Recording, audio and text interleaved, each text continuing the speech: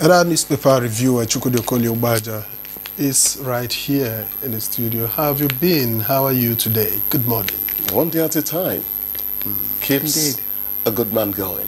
Indeed. And you can't keep a good man down. Even if you say so yourself. Good morning. Why don't I blow a little of my trumpet? How are you, Claire? If you don't, no one will do it for you. It will rust. Out of unuse. All right. Let's okay, set the stage with the blueprint. And the lead story here reads, Senate summons security chiefs, urges intervention in Gwe West, says Akpoti Uduaga's suspension has no link with sexual harassment claims. Of course, that story continues on page 8. And just above that story, below the masthead, Abuja sex workers lose legal battle over business rights. That's on page 15. In business, Dangote Refinery expands global crude sourcing. That's on page 21. And in sports, Pinnick loses FIFA Council seat re-election. That's on page 32.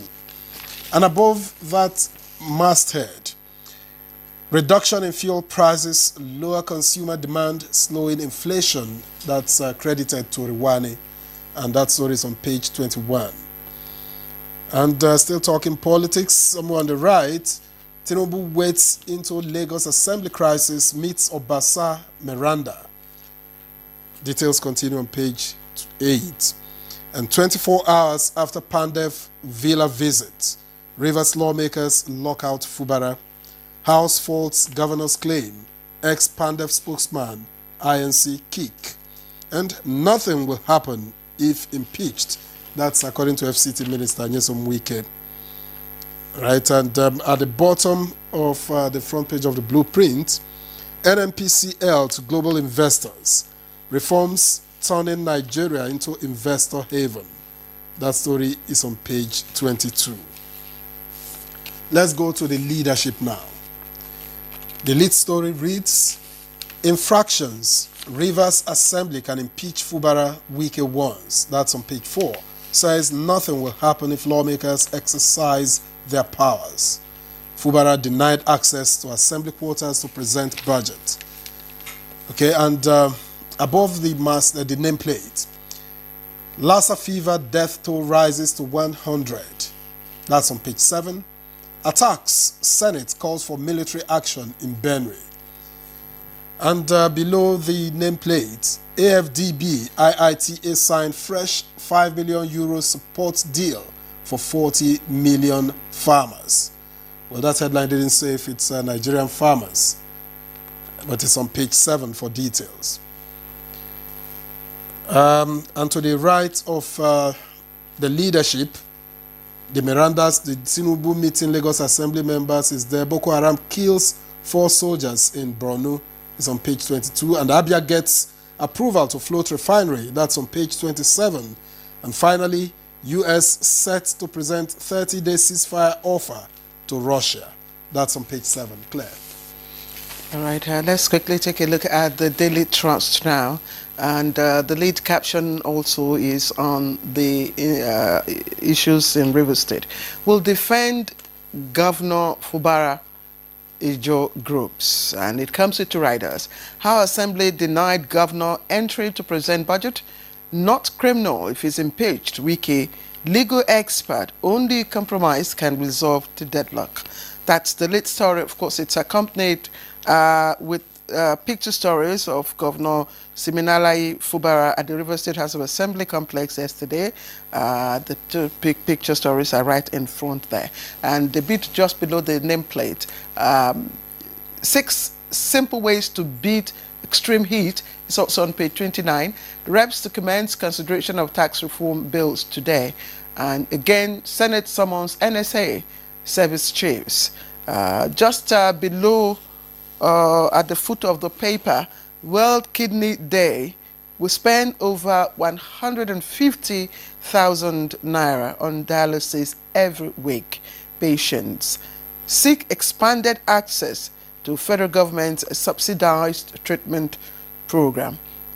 That story is on page 3. So we take Chukwudi. Kudikbad. Yes, clear. You know, I got into the habit of saying, federal government, please subsidize or make free dialysis in Nigeria. At least they'll start with the federal government institutions. I have direct experience of what I'm talking about in my expanded home. You know, not the nuclear family. So I know what I'm talking about.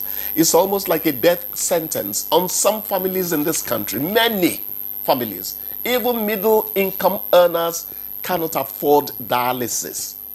So on World Kidney Day, that's coming up today, I think, federal government, please do all you can to make dialysis free. I read something 2 days ago about 80% of the cost of a session being reduced. I read it's now down from 50,000 to 12,000.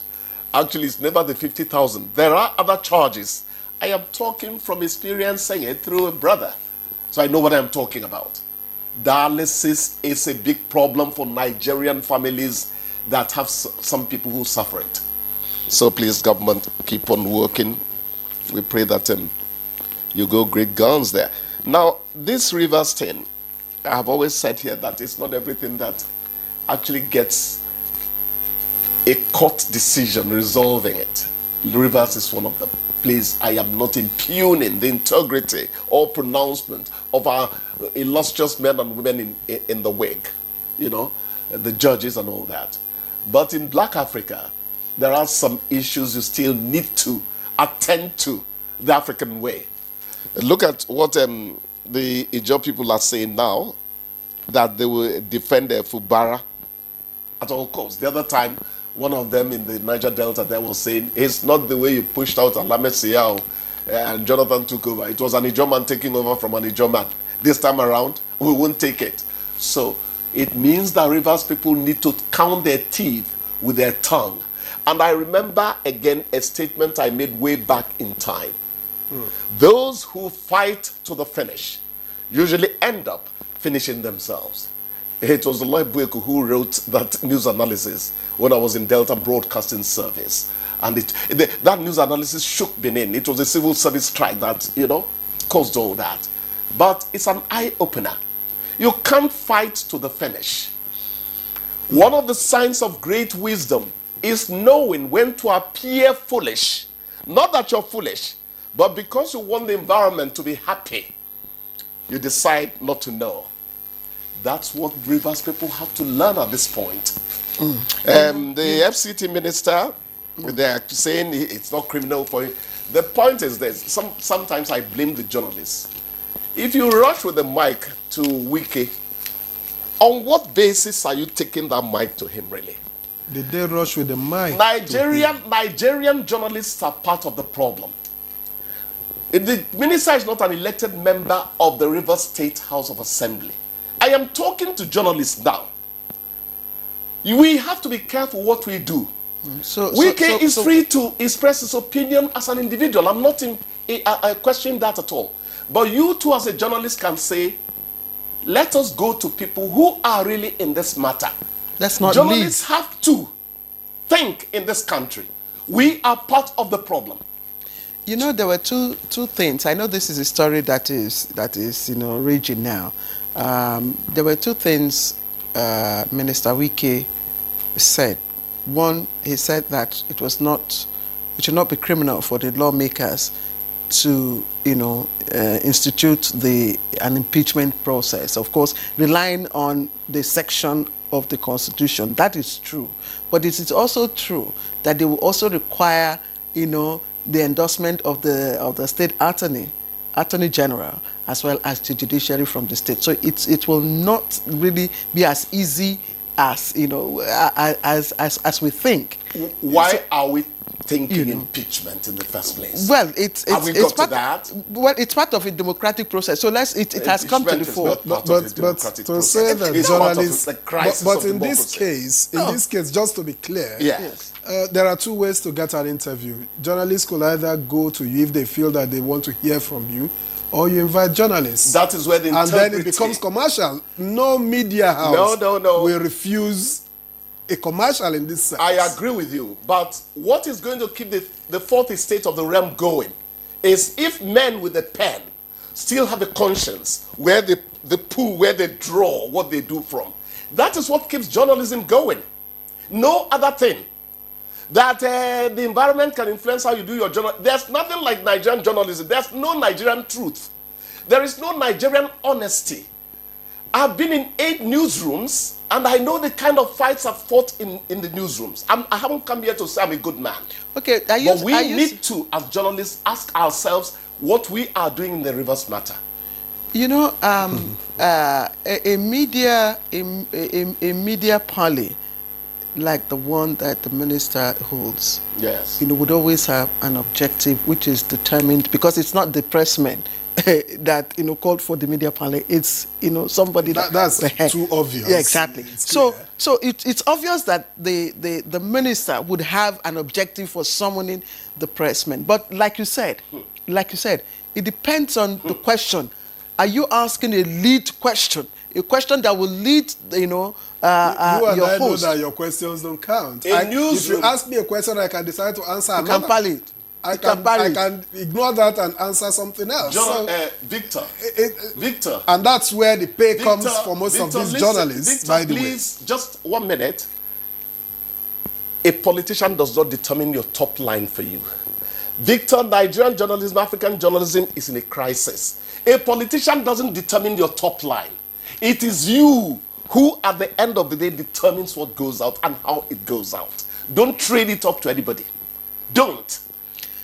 All right, Victor. There's economics in journalism these days. Chukwudi, thank you. Thank you for your perspectives, and every day we learn, and that's why you are here to review, you know, some of these issues for us. You've given us a value this morning, and I hope that our colleagues are also watching. Thank you so much. Thank you. All right, let's take a break.